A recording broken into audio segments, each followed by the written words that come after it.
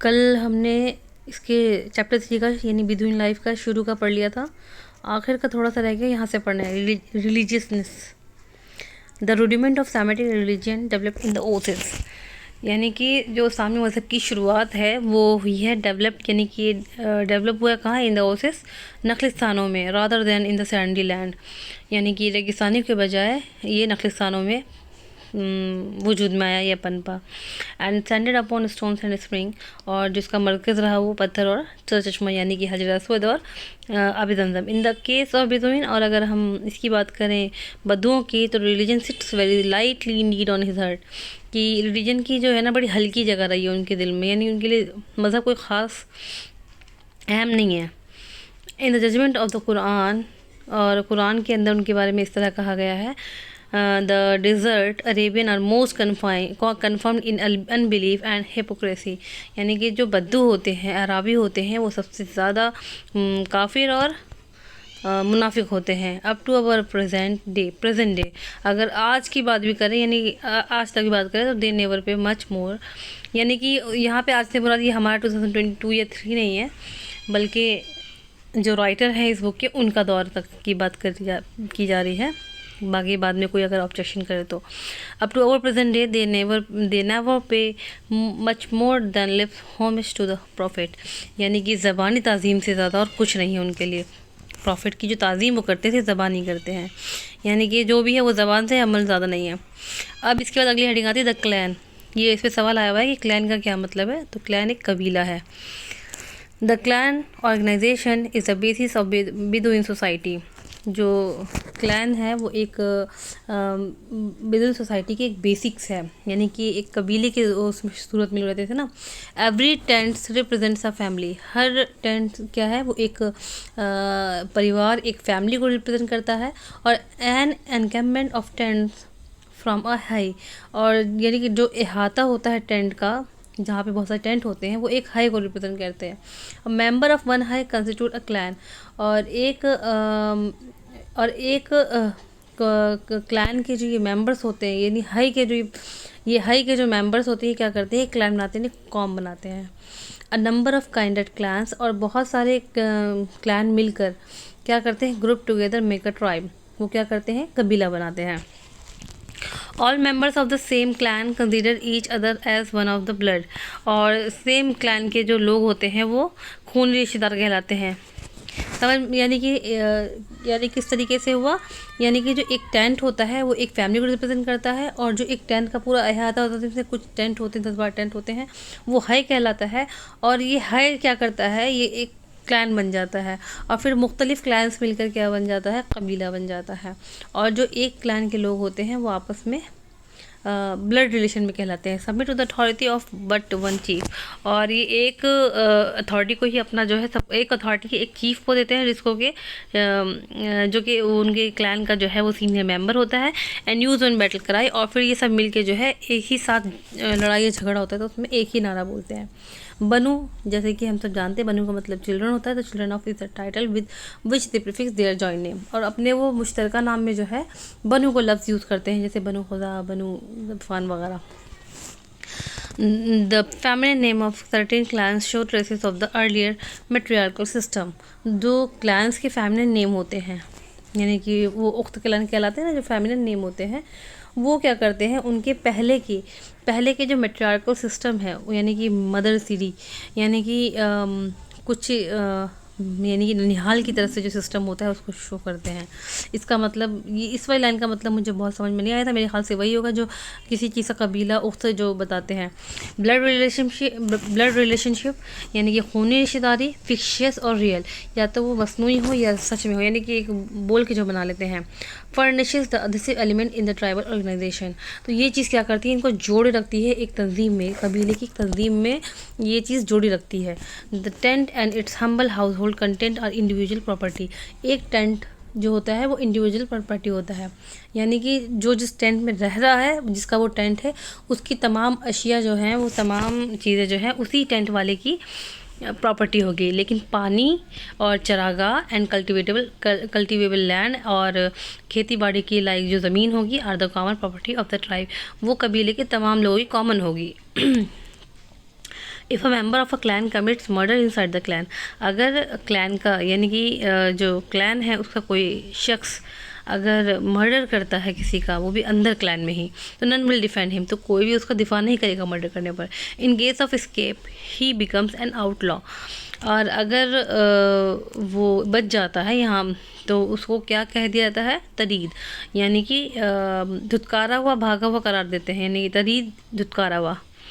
If the murder is outside the clan, और अगर murder outside clan से है, द वेंडेटा इज इस्टेब्लिश, तो क्या होता है, इसे क़िसास लाजिम आ जाता है। यहाँ पे वेंडेटा से मुराद क़िसास है, और वैसे वेंडेटा इसे बोलते हैं कि जब दो लोगों के बीच में कोई झगड़ा लंबा चलता है और जिसकी वजह से वो झगड़ा चल रहा होता है। And any fellow clan member may have to pay for it with his own life, तो फिर क्या होगा कि उसकी क्लैन का, यानी कि जिस बाहर वाले क्लैन के आदमी ने मर्डर किया है, उसको उसकी क्लैन के किसी शख्स को जो है देना पड़ेगा, खून बहा देना पड़ेगा अपनी जान के बदले, उसकी वो जो किसास है वो देना पड़ेगा, यानी कि खून का बदला खून। Blood according to the primitive law of the desert, खून का बदला खून है इनके नज़दीक, ठीक है, यानी कि रेगिस्तान के लॉ के नज़दीक। कॉल फॉर ब्लड, वही खून का बदला। No chastisement is recognise other than that of vengeance, यानी कि कोई जस्टिस मतलब कफ़ारा, कोई दूसरा कफ़ारा जो है इसके एवज में नहीं वसूला जाएगा। The nearest of kin is suppose to assume primary responsibility, और जो खून बहा यानी कि कोई इंसान अपनी लाइफ देगा उसके बदले में, तो इसके लिए सबसे पहले वो कौन जिम्मेदार ठहरेंगे, यानी कि सबसे करीबी रिश्तेदार, जैसे कि बाप है तो उसके लिए बेटा, और इस तरीके से भाई भाई के लिए। अब ब्लड फ्यूड में लास्ट 40 ईयर्स, और इस तरह की खून की किसास की लड़ाई जो है वो 40 साल तक चली है, ऐसा मतलब रिकॉर्ड हुआ। As in the case of Basus war, जैसे कि बसूस वार में 40 साल लड़ी। ये लड़ाई किसके बीच में हुई, between the Banu Bakr and Banu Taghlib, Banu Bakr और बनु तगलिब के बीच में हुई।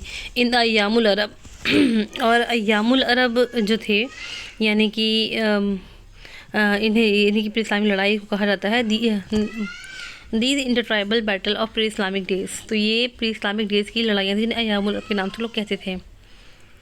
और जो लड़ाइयाँ होती थी, the chronicles emphasis the blood feud motive, तो ये जो लड़ाइयाँ होती थी, ये जो खून के बदले खून वाली, इनके नीचे दो अंडरलाइंग इकोनॉमिक रीज़न, इसके नीचे जो है वो इक्तिसादी वजूहात भी हो सकती थी, रहती होंगी, और जो इनको इस तरह की लड़ाइयों पर जो है उभारती है। Sometimes the blood wide is accepted, और कभी कभी जो है दिया जो है वो भी कबूल कर ली जाती है। No worse calamity could befall a Bedouin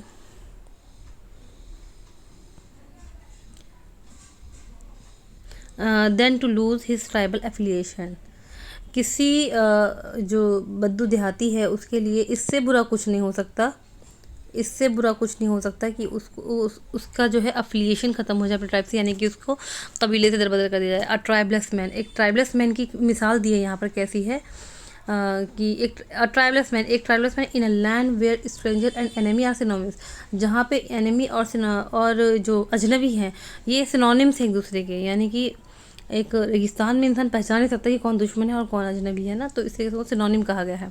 like a landless man in feudal England, तो ऐसा है जैसे कि इंग्लैंड में या इंग्लैंड के ज़मींदारी निज़ाम में जो है कोई ऐसा शख्स जो कि जिसके पास ज़मीन ना हो, उससे उसकी तरह से मिसाल दी गई है। His status is that of an outlaws, उसकी मिसाल एक इश्तिहारी मुजरिम जैसी है, यानी कि एक ऐसा शख्स जिसके ऊपर जो है कोर्ट का ऑर्डर आ गया हो और सबको जो है अब वो छुपा छुपा फिर रहा है, उसके लिए कोई छुपने की जगह नहीं, तो इसलिए वो and he is beyond the pale, यानी कि वो परे हो गया अब किससे, प्रोटेक्शन एंड सेफ्टी से। तो ये चीज़ है यहाँ पे कि एक ऐसा शख्स जो कबीले से धुतकारा गया है वो उसकी मिसाल दी गई है, यानी कि कबीले से धुतकारा जाना कितनी बुरी चीज़ है उनके लिए। दो primarily a matter of birth, primarily a matter of birth, ये जो रिश्तेदारी होती है ये तो वैसे तो ये बर्थ की उससे होती है, क्लैन किनशिप में भी individually avoid by sharing some members food, लेकिन उनके नज़दीक जो है वो एक तो फूड जो शेयरिंग फूड है इसके थ्रू भी जो है रिश्तेदारी बन जाती है, यानी ब्लड उसको बना लेते हैं, और sucking a few drops of blood, और क्या करेंगे थोड़ा सा ब्लड उसके खून का कतरा चूस के भी बन जाती है। Herodotus speaks of this ancient right of adoption, तो जो हेरोडस बहुत बड़ा माहिर तारीख़ है, जो तारीखदां है बहुत बड़ा, उसने भी इस मुतबन्ना बनाने की रस्म को जो है ज़िक्र किया है। If a slave is freed he often find to his interest to keep some attachment. अगर कोई गुलाम आज़ाद होता है, फ्रीड आज़ाद ही ऑफन, तो ज़्यादातर ऐसा होता है कि वो क्या करता है, कीप सम अटैचमेंट, कुछ ना कुछ अटैचमेंट ज़रूर बना लेता है with the family of his farmer master, यानी कि उसका जो फॉर्मर मालिक रहा है यानी आका रहा है, जिसका वो गुलाम था, उसके साथ कोई ना कोई रिश्तेदारी ज़रूर जोड़ लेता है। तो दिस बिकमिंग अ क्लाइंट, यानी कि तो इस तरह से क्या होता है, ये मौला बन जाता है उसका। A stranger may seek such a relationship and it style a proteases. और एक अजनबी भी इस तरह की रिलेशनशिप बना सकता है और इसको क्या बोलते हैं, इस स्टाइल को प्रोटीज बोलते हैं, दखील। ये हाँ ठीक है, प्रोटीज है दखील। In like manner a whole weaker clan may desire the protection of. इस तरह से क्या होता है, इसी तरीके से एक होल वीकर क्लैन, यानी कि एक पूरा कमज़ोर कबीला क्या करता है, प्रोटेक्शन ढूंढ लेता है कहाँ, अल्टीमेटली बिकम अब्जॉर्ब, पूरी तरह जो है वो समा जाता है इसमें एक स्ट्रॉन्ग क्लैन के ज़रिए। इसी तरीके से तय, गतफान और तगलिब वगैरह जो थे, ये सब कॉन्फेडरेशन थे किसके, नॉर्थ अरेबिया ट्राइब्स के, which figure prominently in history, तारीख में जो कि बहुत ज़्यादा प्रोमिनेंट है ये सब, तय, गतफान, तगलब वगैरह, and whose descendant still survive in Arabic speaking lands. और इनके जो औलाद हैं वो अभी तक सर्वाइव कर रहे हैं अरबिक स्पीकिंग लैंड्स में।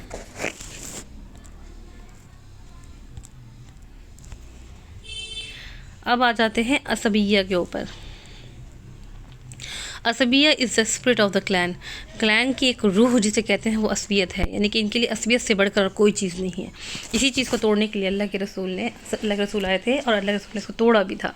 It implies boundless and unconditional loyalty to the fellow clansmen, यानी कि और ये किस चीज़ की बात करता है, यानी कि ये डालता है बाउंडलेस, जिसकी कोई हद ना हो, अनकंडीशनल लॉयल्टी यानी कि गैर मशरूत वफ़ा, किसके लिए, अपने क्लैन के लिए।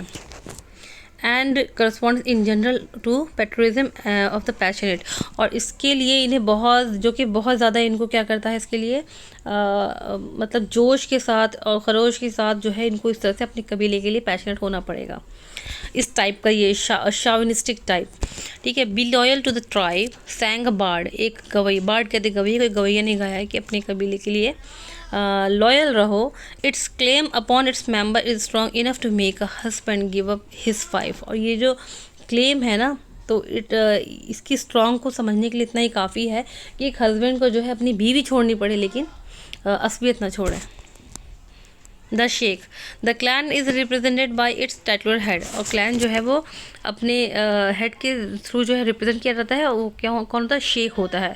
Unlike his modern name sake of Hollywood fame, और ये शेख कोई हॉलीवुड फेम के जैसा नहीं है, बल्कि the sheikh is a senior member of the tribe, बल्कि शेख जो होता था वो ट्राइब का एक सीनियर मेंबर होता था, whose leadership assert itself in sober council, ठीक है। इन जेनरोसिटी एंड इन करेज, यानी कि उसकी जो लीडरशिप है वो एक मतलब ऐसे ही नहीं बन जाएगा, जाहिर सी बात है वो हिम्मत में आगे होगा, जनरसिटी में आगे होगा, इन सब के बाद जो है वो एक लीडरशिप उसको आती है।